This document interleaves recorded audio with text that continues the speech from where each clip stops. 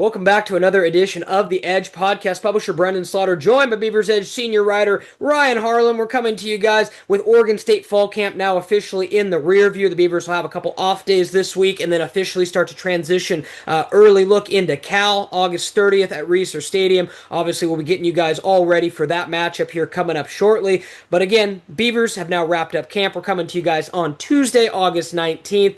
Today was supposed to be the last, quote, day of Oregon State's open fall camp.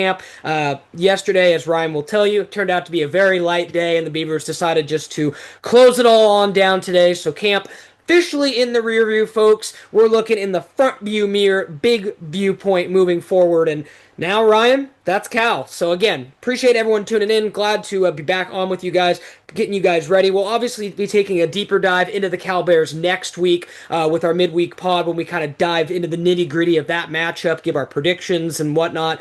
But just kind of wrapping up camp, Ryan, obviously we'll kind of get into some big thoughts, big takeaways, overall arching themes. But I want to start with you. Obviously, you wrote a 5 takeaways piece kind of putting a nice bow tie on fall camp yesterday, and it's crazy because it went by just lickety split. However, I would be remiss if I didn't say for all the Beaver fans out there, in the best kind of way, Ryan, it is, and you were there too. It is night and day different from a year ago. Like Oh you yeah. Oh yeah. can't even compare. Yeah, yeah. I mean, even to not only fall camp but spring football, Hmm. like also a complete night and day difference. I mean, around this time last year, we were sitting here trying to figure out who'd be the starting quarterback for the Beavers. This time around, don't have to worry about that. You already Nope. know who your guy is. So there's a lot of that where, I think especially towards the final days of camp here, you had that luxury in that second scrimmage to let Maalik Murphy, sit that one out, let, Jabari, Tristan, and Callan get some reps, some opportunities to be, ready to go if called upon in game for whatever situation may arise. And Hmm. and that's something there where I don't think, the Beavers have had that opportunity, at least in a while, to be able to do that with some of their guys. Right. So it's really just a testament of like the depth and the talent that they've been able to not only retain in the transfer portal era, but also to being able to bring in and shore up some spots that were points of contention and fair points of contention coming into this year. I know the defensive line being one of them, and it's also now for them, it's like, okay, you've had a strong performance in spring and then also in fall camp too. Now it's a matter of being able to do it in game because you can only simulate real football as much as possible in practice. It's just, you got to prepare for anything and everything come Saturday, first week of the season. So there's a lot I think there where you're going to see how well these groups respond to that environment because we can sit here and talk all day about what we've seen in practice, but also at the same time, it's like we're just strictly talking about practice. We're not talking Right. about the game. And that's something there where I understand the hesitation that some fans might have, and I get it. And Hmm. it's, some things I wrote about in those takeaways as well, where it's, I think, a fair point. But yeah, and really I think the only other thing that, we're kind of looking forward to is some of these position battles finally, settling themselves out when we get the depth chart game week on Monday when we talk to Trent Bray, because Right. with kind of everything that's happened so far throughout the course of camp, I'm curious to see where guys like Eddie Freoff, Malachi Durant, Hmm. kind of end up. Walker Harris as well too, which he's a guy that I think can be a real big contributor along the defensive line, but just a matter of how they list him with Nico Right. Taylor and Kai Wallen, Hmm. and then Josiah Timoteo as well, who we saw a lot of in spring run with that first team grouping of the offensive line. Primarily ran with the twos for the most part, mixed in with the ones slightly, but to see if he Hmm. slots anywhere in that first sort of offensive line group that Mike Cavanaugh has picked out for week one against Cal. Yeah, there's obviously a lot to dive into, and again, I'd be remiss if I didn't double down and mention Ryan's takeaway piece. Great stuff at BeaversEdge.com. You can definitely check that out. And Ryan's reference game was absolutely on point in that story yesterday. Don't want to give anything away, but again, some great pop culture references from Ryan in yesterday's takeaway piece. And for the most part, Ryan, I almost want to get your take too. Is in the best kind of way. And I feel like we kind of heard that a little bit from Will Heck when we talked to him yesterday, and he was like, well, I kind of knew what I already knew and kind of doubled down on it. Like, I feel like as a whole, Ryan, a lot of camp was like reinforcing what we already knew. There weren't, in my opinion, a lot of big surprise. There were a few, right? Like we saw, Eddie Freoff, a few here and there, but nothing where it's like, wow, like a year ago, for example, holy cow, none of us pegged Giovanni McCoy to be the starting quarterback, but yep, that's what they went with. And right, like nothing to that extent. Like we pretty much nailed everything we've been on, everything we thought coming out of spring into fall camp was going to line up. I go to our biggest question mark, offensive line, and diving kind of into it. Ryan and I definitely had some concerns entering camp with that group, especially with having so many guys out in spring, getting such an incomplete, and even that first week of camp, it was still a little rough out there. And then Ryan and I kind of, came on that podcast in week 2. We challenged the offensive line, said this first scrimmage was going to be a real big test for them. They performed better than expected, and Ryan really since that move, and I talked to Trent Bray about it post the second scrimmage, he's thrilled with the progress that they've made in 3 weeks. And honestly, I know there's a lot of position groups that could get the mantle of being most improved, and I would consider edge rusher in there too. But when you're talking pure growth from fall camp end to fall camp, or beginning to end, excuse me, offensive line takes that running away, in my opinion. I think when you see where they were August 1st to where they are now today, August 19th, they're playing better. They trust each other more. They're believing in Cav's system, and it's not lip service, folks. We have seen them get better. Yeah, yeah, and I mean it also helps too from spring to fall when you get guys back like Van Wells, Tyler Morano, Jacob Strand Hmm. practicing in there, and on even on top of that too, I think it's more of that position group and the nuances around playing offensive line. It's not just you're doing your job, you're also relying on the four other guys around you to do their jobs at the same time. So being able to have a group that Cav trusts to protect Maalik Murphy, I think that's a real testament of finding that right group of guys and being able to see like, hey, these are who you're gonna be with here, and we're gonna, get you to believe basically and Right. fall in line with what I want and what I expect out of you. And that's really how Coach Cav kind of coaches that tough love style where that old school kind of coach where, the guys in that room have bought in completely and they love it. Like Van Wells, Tyler Morano, and Jacob Strand all said that they love that coaching style Right. and that it helps them get better every single day playing that position. And so I think for really for this group, yeah, really big night and day difference. And I think really the biggest thing that going into camp I wanted to see was can they improve over the course of a month, Hmm. basically. That's what I was kind of looking for them, and they rose up to the challenge for that there because if there wasn't any improvement, I'd be sitting here saying I'd be concerned about this group. I am Yeah. at probably a 1 or a 2 right now in terms of level of concern, so not that concerned Right. with this group right now. I think it's just more of a matter of like, okay, where do certain guys fit Hmm. in kind of playing all the positions. Obviously, where Ben Wells is going to slot in at, and then also to Morano and Strand, but like Josiah is one of them as well. Does he come in as kind of your sixth man off the bench, kind of like Grant Stark a couple years Hmm. ago? And then two, with some guys that we haven't seen a lot of in terms of practice, they're working their way back. Tyler Morano and Dylan Sikorsky, once they're quote unquote healthy or get enough football Hmm. reps under them in practice to get back to playing in an actual game, where do they go? I mean, obviously, yeah, Bolton is a starter no matter Yeah, what, like problem. Yeah. sans injury.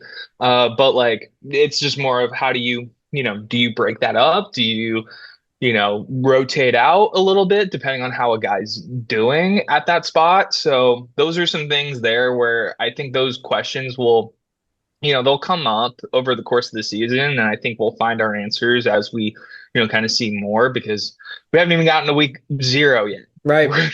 of college football.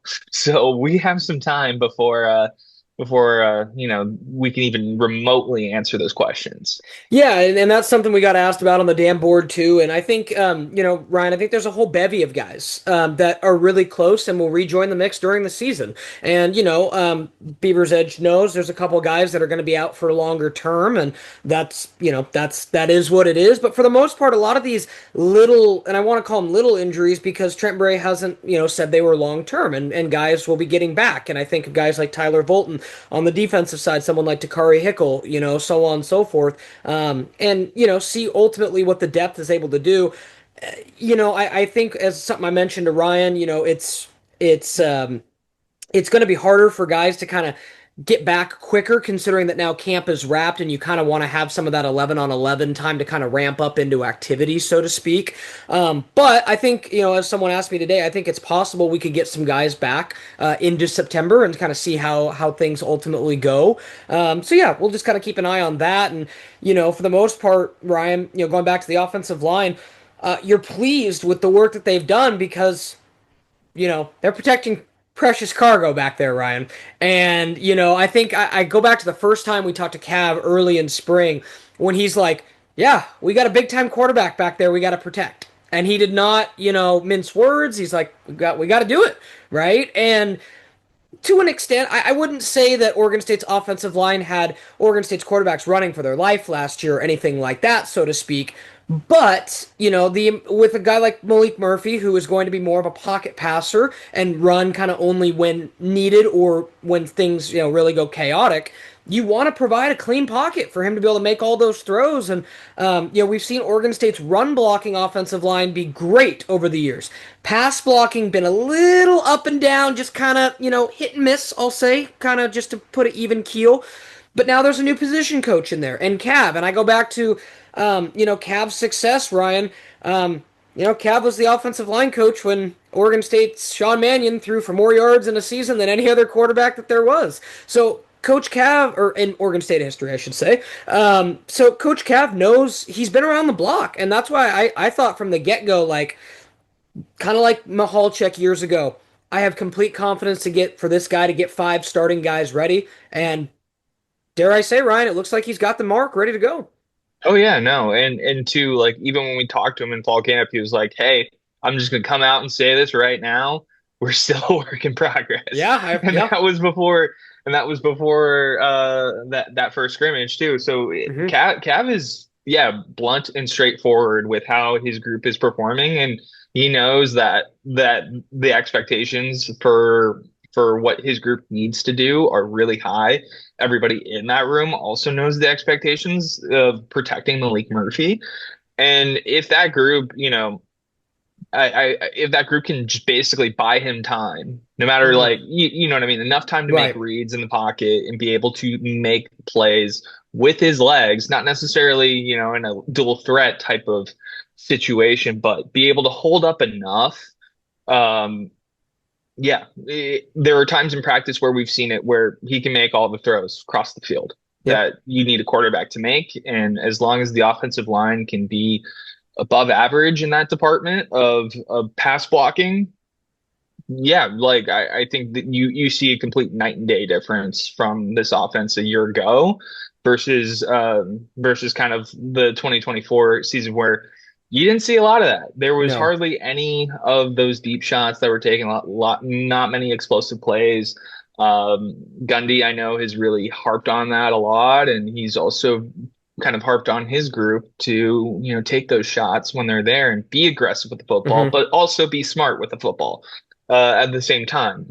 But I think that group is very much improved, and I think Cav even said it too best of like, hey, I might have my 5 guys to start out week 1, but they may not necessarily also be the same five too when we get later on into the season. So definitely, I think a look to the future of what Cav is probably going to do with some of those guys when they do come back and they are healthy enough to play.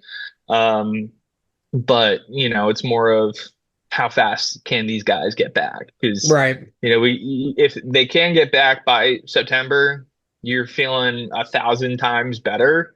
I think about that room, but if not, if it kind of drags into October, November, sure, it's also a positive, but also too, you have a long stretch, especially early on in the season where, if injuries do occur to that room, the depth is a tad thin, but I think with the amount of, reps that these guys have gotten so Hmm. far and being a consistent group together through most of fall camp, I think it's I think it's a solid group overall, and I wouldn't be too worried.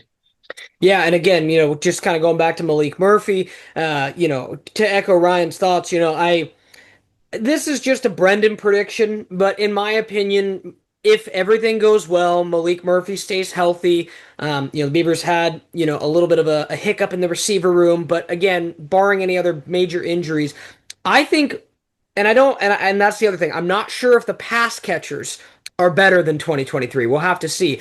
But I think as far as production, I think Maalik Murphy will outdo production that DJU did in 2023.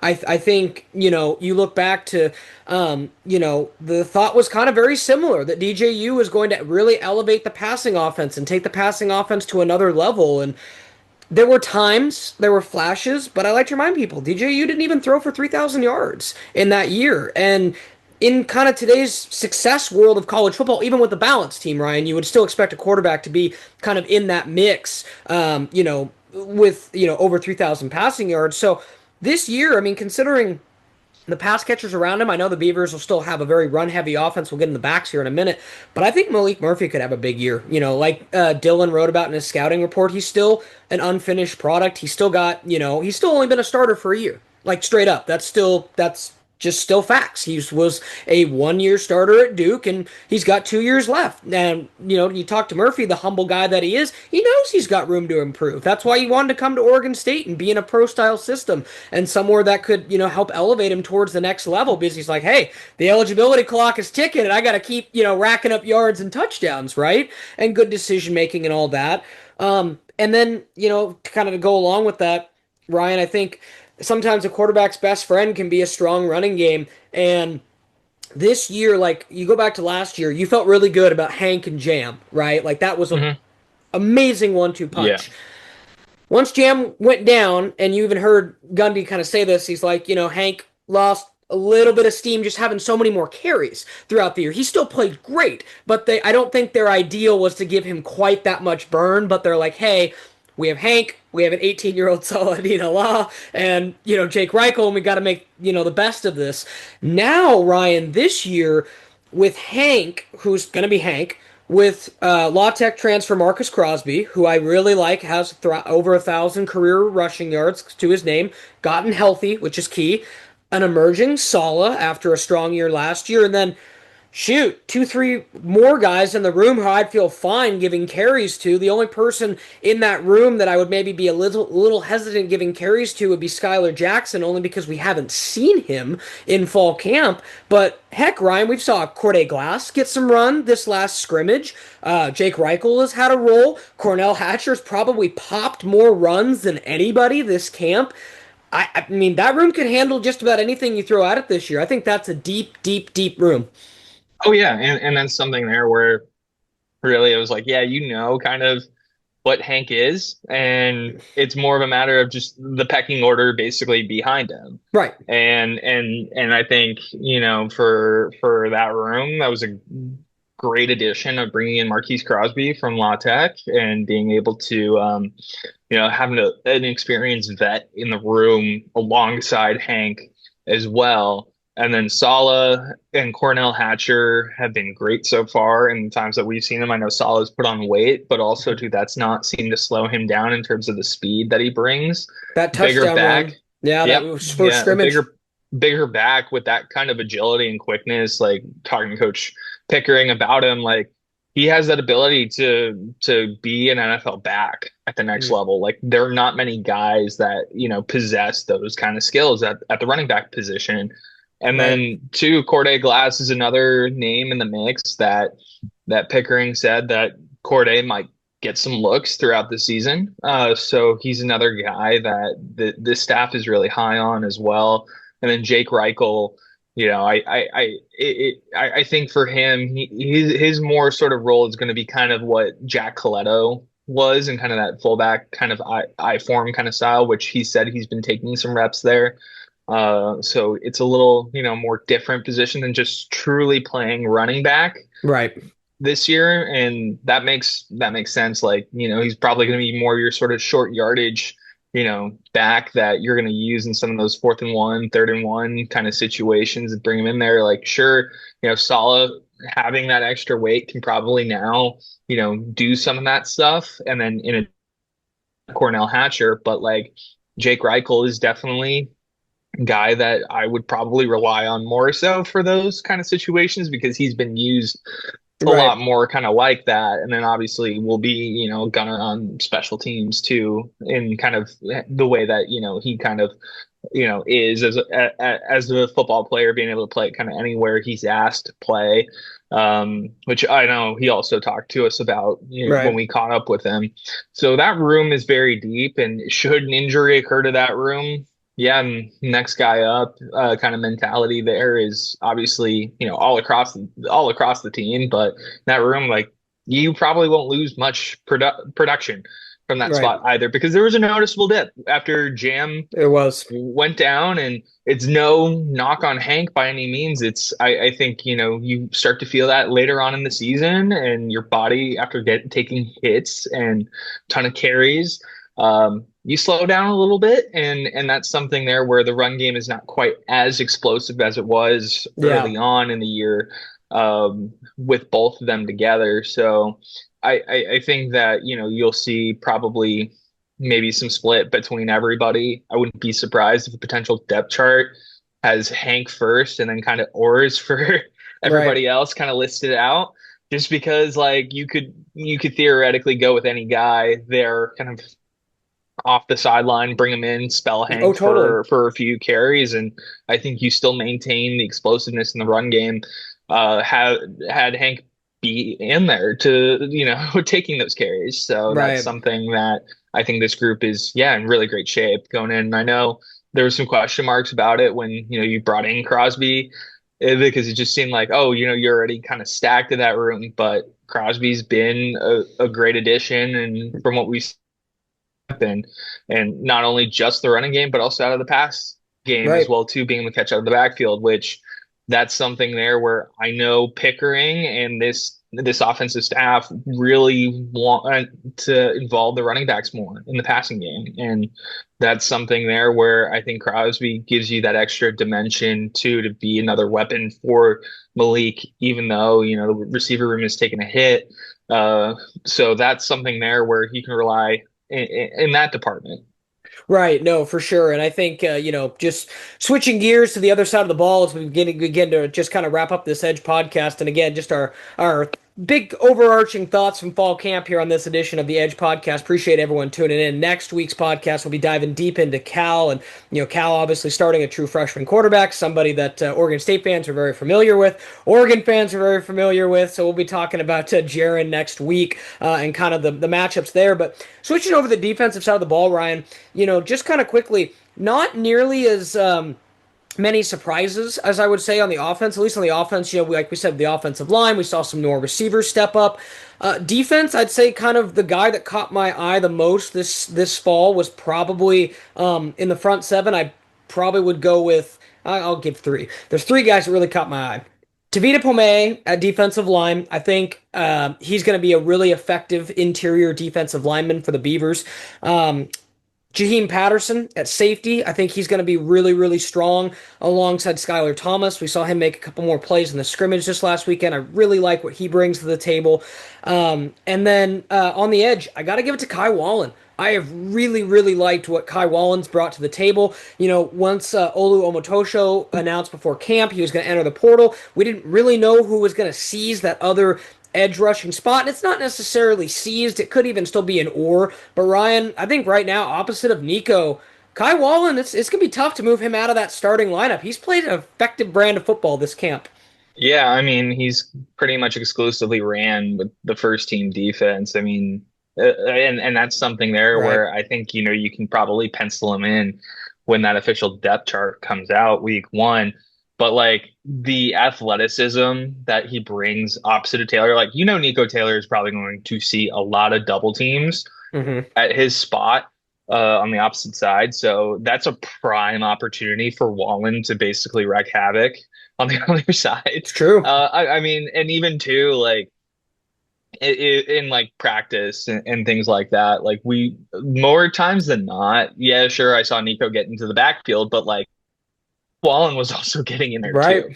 So that's something there where like that's where I think, he's really succeeded at is just being, that kind of dominant other edge rusher outside of Taylor, where it makes it harder for offenses to scheme around and try to pass block because it's like, sure, you can slide over, and protect and get, Tavita and Nico out in space and out on an island. But like, if you leave a one-on-one matchup for Kai Right. Wallen, we've seen Wallen win that matchup more times than not. So he's a guy that I think, you can definitely pencil in there. And then outside of him, Walker Harris is another as well too in terms of new guys that I've been really impressed with as well at that edge spot. Uh, Harris, kind of similar, kind of prototype to Wallen Mm-hmm. in terms of like skill sets and what they bring, but Harris is another guy too that I think you can rotate in for Wallen or rotate opposite for Nico Taylor. Like we know what Nico Taylor brings, but I don't think you need to have him out there for 90% of the snaps either Right. because of No, how no, talented totally. and how deep the edges are this year.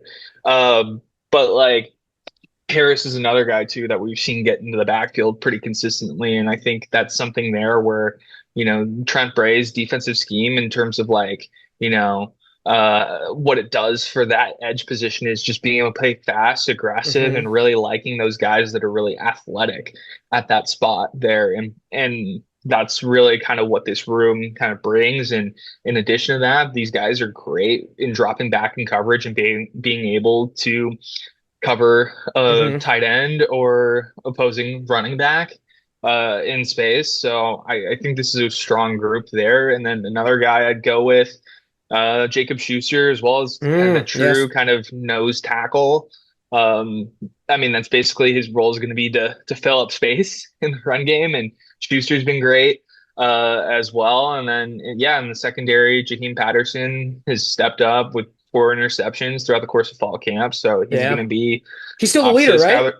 Yeah, Yeah, still a still the leader in the leader. clubhouse. Yeah, Yeah, good for him. Skyler Thomas, we know what he brings at that safety spot as well, both, in pass protection um, and then also too, just from being able to stop the run as well at the safety spot and just how hard he hits. Both Jaheim and Skyler hit hard Right. Oh at that yeah, safety big time. spot. But yeah, Trey Glasper is the That's true. other I would say the other from that in the secondary where Glasper is probably going to rotate in Oh at one of yeah. those corner spots. Don't if he's done enough in camp, if he's done enough in camp to earn that spot, then yeah, totally. I'd go for that there. I mean, it's worked out in recent years to have a true freshman It start has. It has. corner. But like if not, sure, that's fine. Like he's still going to be a great playmaker in the secondary, opposite of X's airs. So that's something there where I think this group is, very much like deep, and there's so many bodies you can rotate out, A just lot. similar to the edges as well. Oh yeah, and I'm kind of with you, Ryan. I think you could see an or between Kobe Singleton and Trey Glasper potentially, or maybe they will get him on the field this year, and I think they've really liked what they've seen. And obviously, Ryan and I will continue this conversation in the next podcast. But overall, the overarching themes I think Beaver fans should be particularly happy about is again, this team's deeper. They got through fall camp with you know A couple injuries, a couple, but nothing that's we look as like a death nail in the season, so to speak. So that's always good. And now, like Ryan said earlier in the podcast, we just have to see them take what we've seen, the growth and practice, and translate it to game days. And obviously, we'll be diving into that next week, getting you guys ready for the matchup with the Cal Bears. I know Ryan's excited. I definitely am too. We were just saying, man, it's gonna be nice to be back up in that press box of Reeser, and gonna be very Football. excited to bring you guys all the content. So again, big thanks to everyone for tuning into this edition of the Edge podcast. Ryan and I will be back next week, getting you guys ready for Justin Wilcox's Cal Bears as they're ready to come to Reeser Stadium for an opening game matchup against the Oregon State Beavers. Make sure to stay locked into BeaversEdge.com. Thanks for watching this edition of the Edge podcast.